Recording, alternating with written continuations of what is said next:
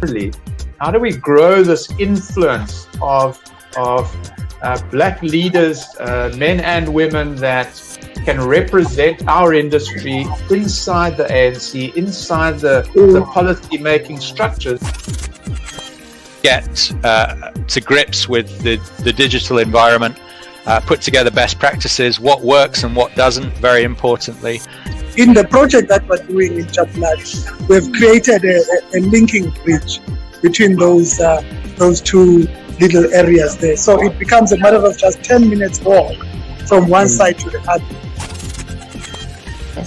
So my message to our CEOs and those chief investment officers is, where at the end of the day do you want to see your role? So by treating all of our water back to a stage where we can bring it back into the process, we're in effect saving around about 35% of our water usage on site.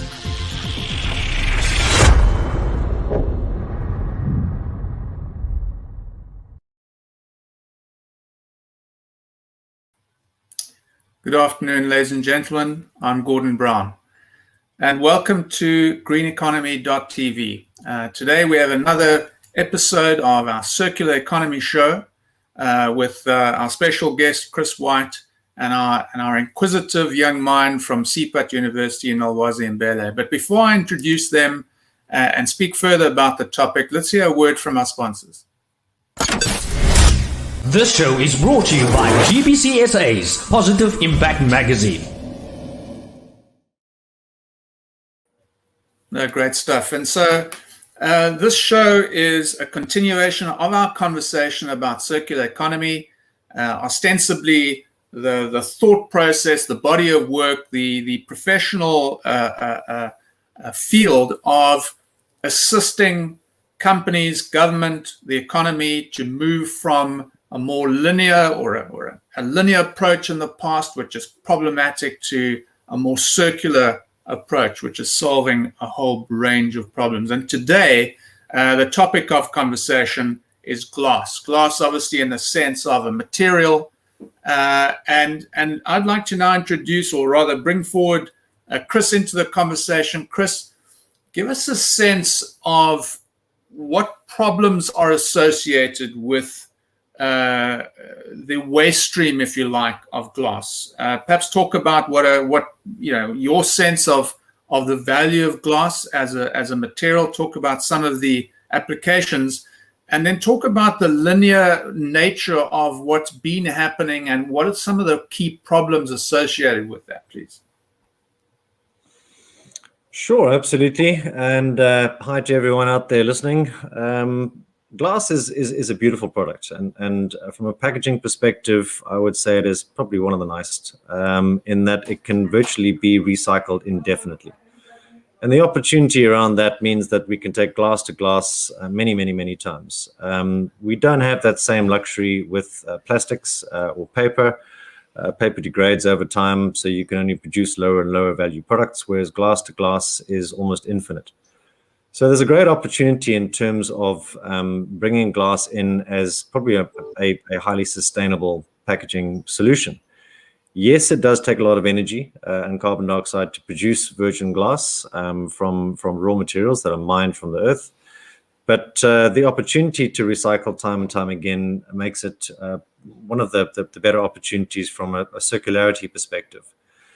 Particularly because it's not a lossy system. So you lose very little of the product through its continuous recycling application. It can be recycled, as I said, indefinitely. Obviously, glass is a problem in the environment. We don't want glass. We all know that glass is sharp. Glass has health and safety issues. But it's not seen as the big bad bear in the littering and plastic waste issues, where we're used to plastic that floats on rivers. Glass doesn't float, so it sinks to the bottom, and ultimately it will be broken down back into glass. So if you look at we all walk on the beach every now and again, and you'll see this beautiful polished glass. Ultimately, it goes back to silica and enters back into the environment with no harmful effects. So glass is fine while it's not sharp. and it doesn't have the same issues in terms of any strange materials that are in there and chemicals that would have any impact. So glass is a beautiful medium, and we all know it well from the perspective of the fact that we all probably have umpteen different glass jars we reuse time and time again, for making jams and pickles and keeping marbles. Every now and again I lose mine. So the opportunity is there. It's a fantastic medium to work with, but there are problems. And the problems relate to the fact that we're not collecting all of it at the end of its life. And that's where we need to look at engaging circularity in a more meaningful way to look at the other opportunities in the glass sector. Yeah, thanks for that introduction.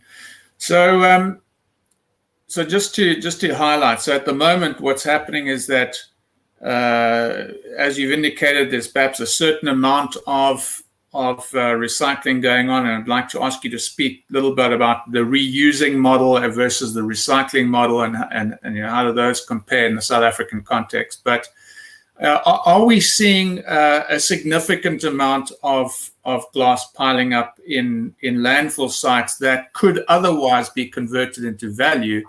And is that really, from your sense, what's driving the need really to step in and for industry and for consumers to work together to get this material back into the system? Well, there's a lot of good things. In the past, we were all very aware of the deposit system. In South Africa, the biggest advantage in the glass sector is in the beer sector. At the moment, most of our sales in beer are in the quart bottles, and there's a really fantastic deposit system there that creates value in that product, which means that most of it is taken back to source and returned for a deposit. And we're all aware of the old systems like milk bottles. Milk always used to be in glass, but we've changed now. So now all milk is either in Tetra Pak or in plastic, and there's very little value in terms of looking at that packaging versus glass. But there are systems. So Coca-Cola, for example, has been trying to implement a return back to the deposit return system with some of their I think it was 1.5 or 2 liter products. And getting back into getting people to understand how we can get back into that.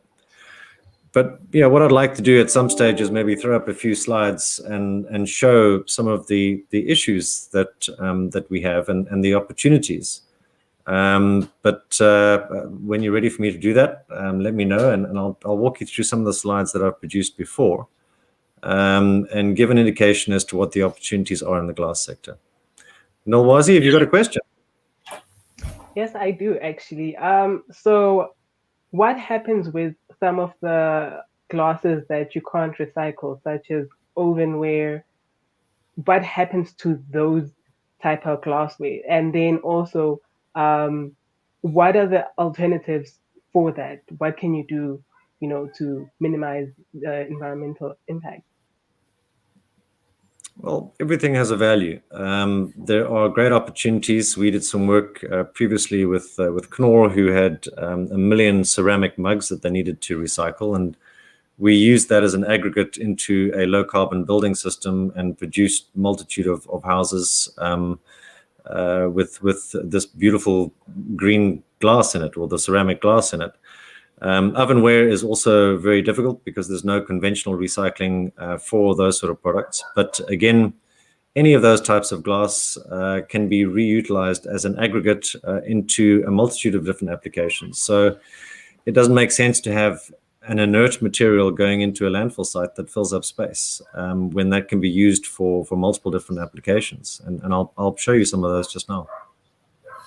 Yeah, I think, Chris, let's ask you to bring up those slides and take us through some of the thoughts that you've prepared there. That'd be super. Thank you very much. Please go ahead. Sure. Byron, pull up the slides for me. Okay, so I'm not sure if we can see the slides. They've gone.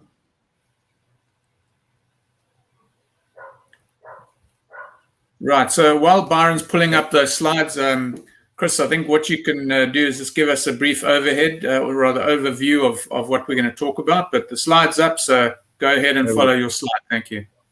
Alrighty, so I'll just go to the next slide. This was just a cover page for one of the projects that I did.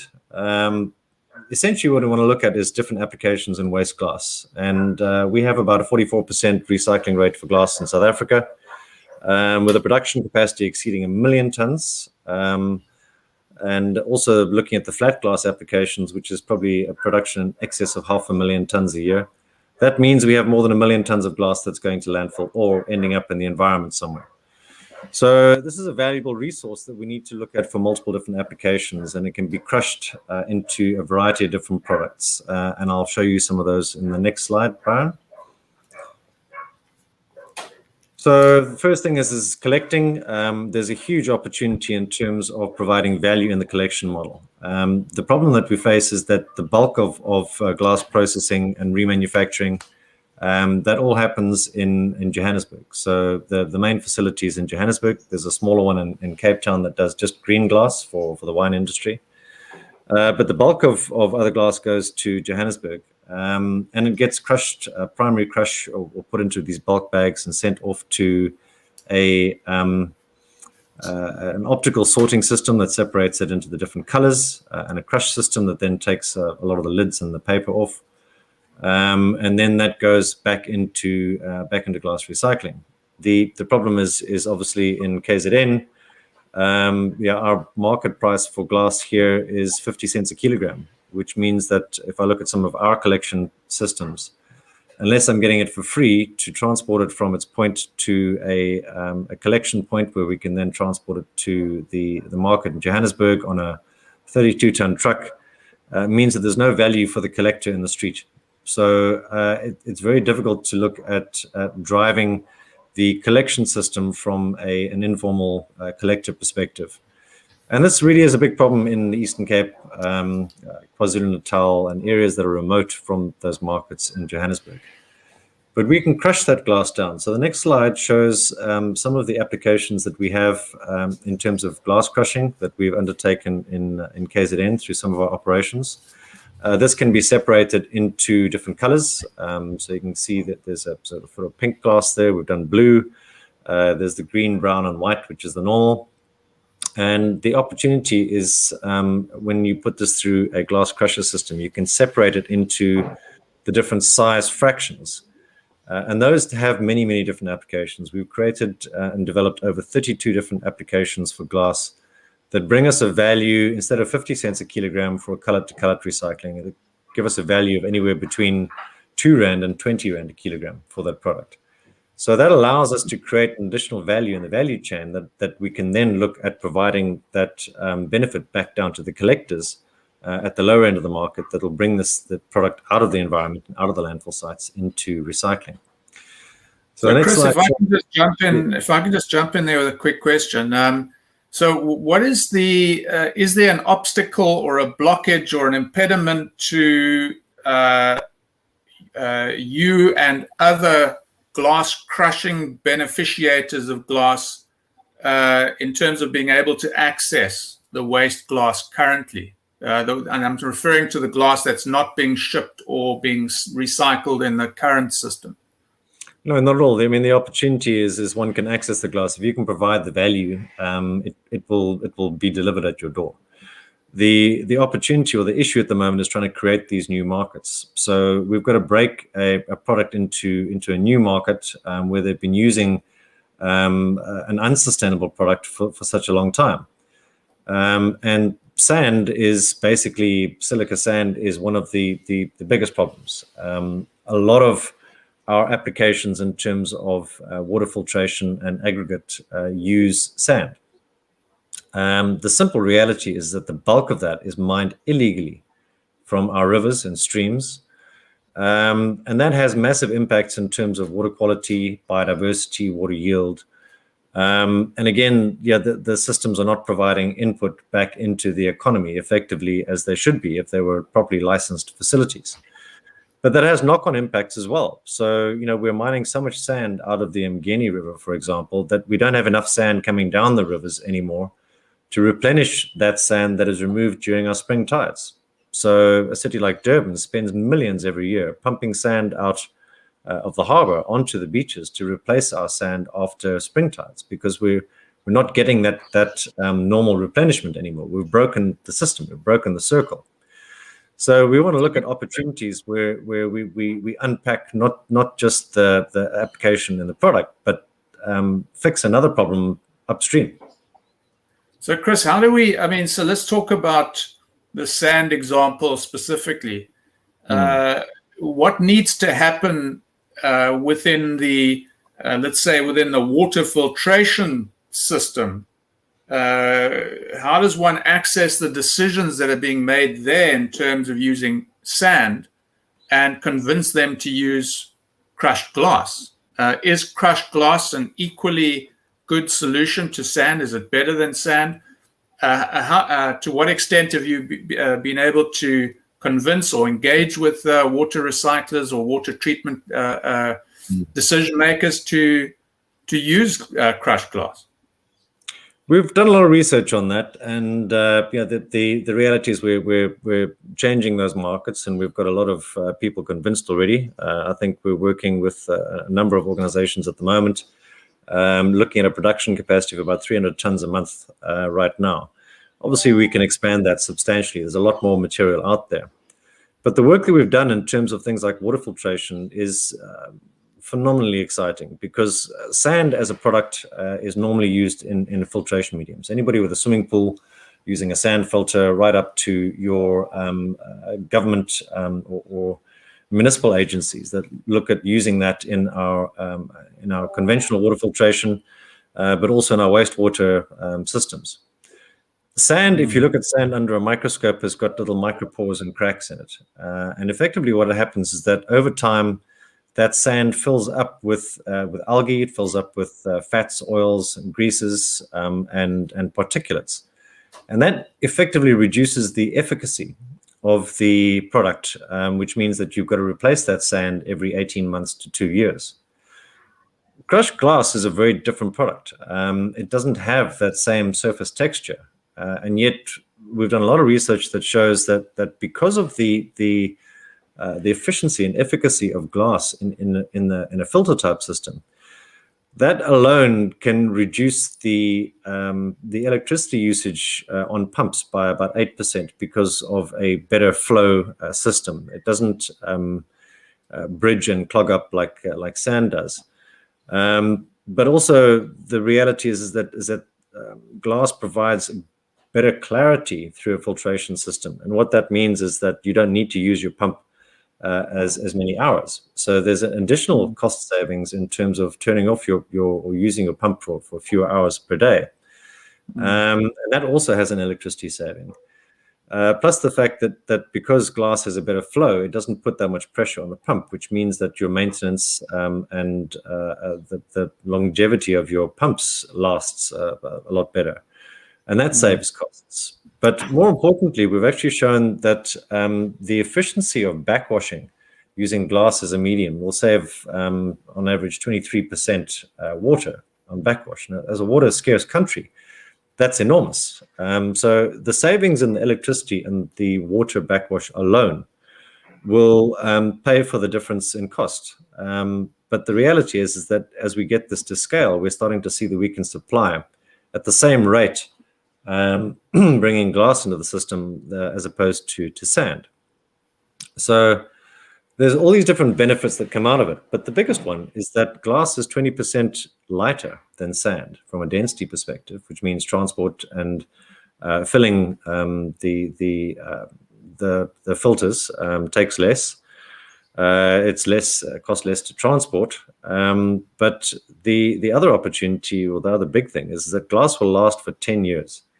And when you're done with it, we can take that glass back out and crush it down into another product and then use it as sandblasting grit. So we could put it into the system for a lot longer and have a lot less waste, and it just makes sense. So there's multiple benefits to changing to glass. And we're looking at other filtration mediums. So even looking at the opportunity in the medical field, for example, renal dialysis. At the moment, we're importing a product at 28 Rand a kilogram from Scotland as a filtration medium, and yet we're throwing away our own glass.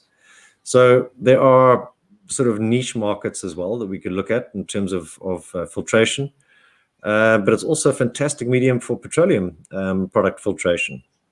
So there's lots of opportunities, but we've got to create that market and get people to understand the difference and the cost benefits. So obviously you've got marketing to do and market penetration, and there's a lot of work that needs to be done there. But we are making great strides in terms of that. Yeah, that's how interesting. And I mean, so obviously on the one side, you need to, you would benefit, or this conversation or this outcome would benefit from greater enforcement of regulations around the taking or the removing of sand from rivers, which is illegal, but not enforced.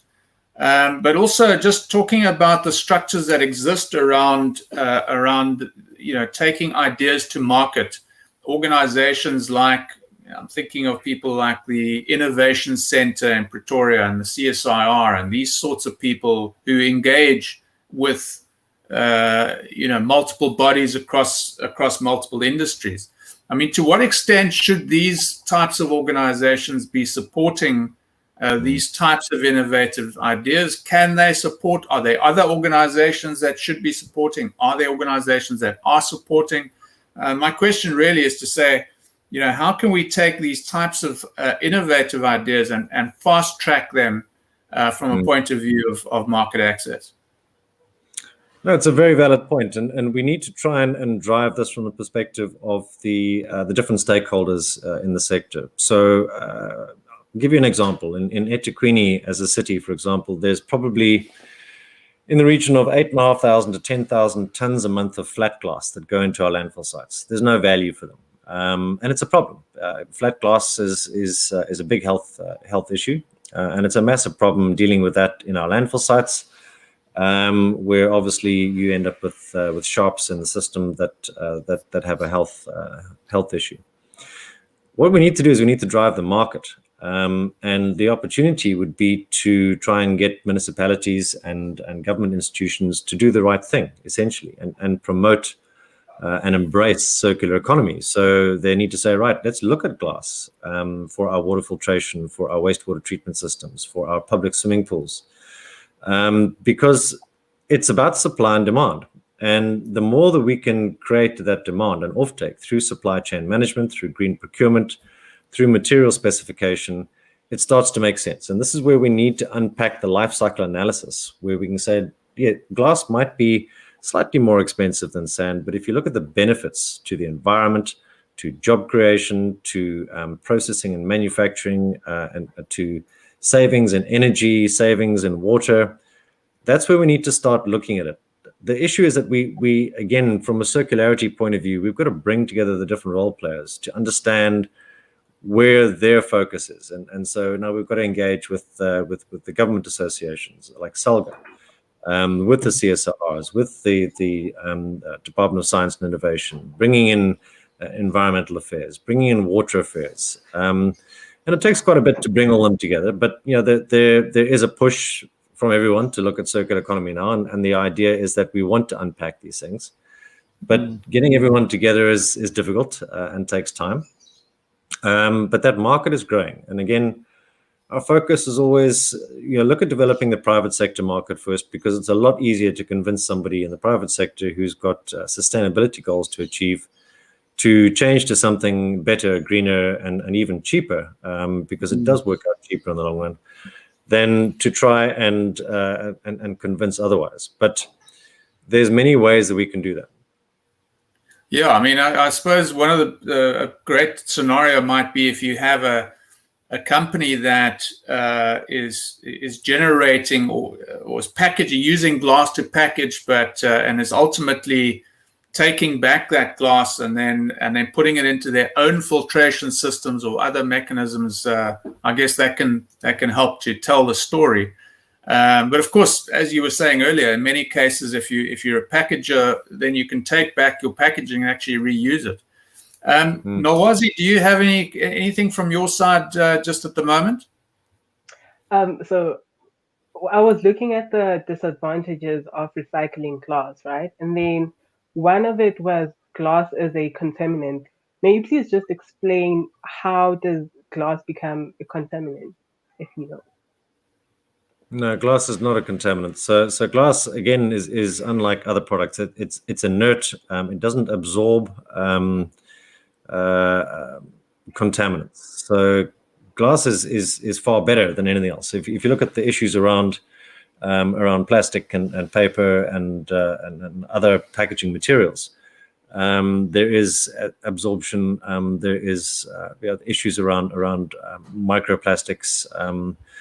And the issue around the chemicals that we find in plastics production, like the PFAS issue, which is our per and peri-alkyl, I can't remember the name at the moment. So the forever chemicals, and there's a lot of issues with plastic production on that. But glass doesn't have that same issue, and the beauty of glass is that because of its chemical composition. Specifically, if you look at things like brown glass and green glass, they put chemicals in there to color that, to tint it. But those actually have beneficial applications in filtration. So there's an unintended consequence of that. But we don't often get contamination with glass. Yeah, so glass doesn't corrode and it doesn't leach. It's an innate and a very dense, if you like, material that the only way it corrodes or diminishes over time is through a process of being basically sanded down, I guess. Yeah. So Chris, talk to us about, so the big buzzword in terms of materials flows, recycling, waste management right now is this topic of extended producer responsibility. What are the opportunities at the moment that might emerge under that heading for companies to step forward and play perhaps a greater role in the recovery and return of materials back into their own systems from your perspective, Chris? I think EPR provides us a great opportunity. Glass has already had a voluntary PRO, producer responsibility organization, for some time, and they've been very successful in terms of what they've done. But it's not that successful right across the country, and again, that comes down to a logistics issue in transporting the product around. So we're seeing already through the EPR that there is a drive to increase the amount of recyclable or recycled cullet back into glass. And there are particular directives and guidelines that they need to follow and objectives to meet by 2025, 2030, 2035. So that's going to drive the market opportunity. The reality is that again, the economics are going to come into play. And it makes more sense from the EPR perspective, instead of focusing just on bottle-to-bottle recycling, let's look at these other opportunities and let's focus on what we can do there.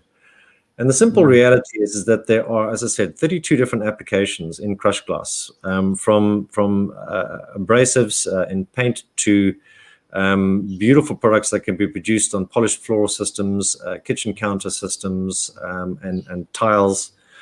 That add a lot more value into the product that would increase the efficiency of glass collection right across the country. So the idea really is to engage with those in the EPR sector, in the packaging sector, to start looking at other applications of glass that don't just fit their own business model, that would fit the recycling of glass as a whole, as opposed to just glass to glass recycling. And there's a lot of opportunities in that. If we look at the glass recycling opportunity in terms of unlocking that market alone, I've calculated that we'd be able to create another 80,000 jobs across the country, just in glass recycling. And looking at, again, creating the value chain, looking at different product development. And the EPR is an essential component of that. But we need to be aware and understand that there's a lot more to glass than just one use. So let's look at unlocking all of those different value streams and see if we can use that to the benefit of the country. Well, thanks, Chris. That's a great conclusion to our show for today. That's all we have time for, folks. So just in conclusion, to wrap up there and to summarize, if I may, just essentially what I'm taking from that, Chris, is to say, look, there's some great work being done at Glass to Glass, and there's a series of programs that have been in place for some time and that might actually improve or be increased, etc. But really, there's this massive opportunity, ultimately, I suppose, in repurposing that glass. So you're taking that waste glass and the idea of converting it into something completely different with a whole range of other applications. And so, Chris, I wish you the best of luck in engaging with the industry on those topics. So as I said, that's all the time we have for today. So a huge thank you to Chris Whyte, as always, and to Nolwazi and Mbhele for your input. Thank you very much indeed. And that's all we have from me, Gordon Brown, at greeneconomy.tv.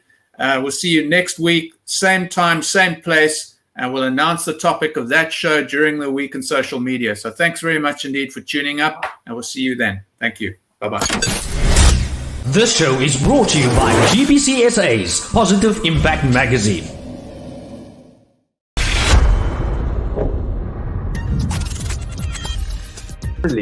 How do we grow this influence of black leaders, men and women, that can represent our industry inside the ANC, inside the policy-making structures?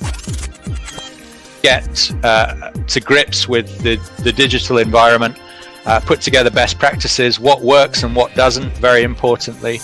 In the project that we're doing in Chaplat, we've created a linking bridge between those two little areas there. So it becomes a matter of just 10 minutes walk from one side to the other.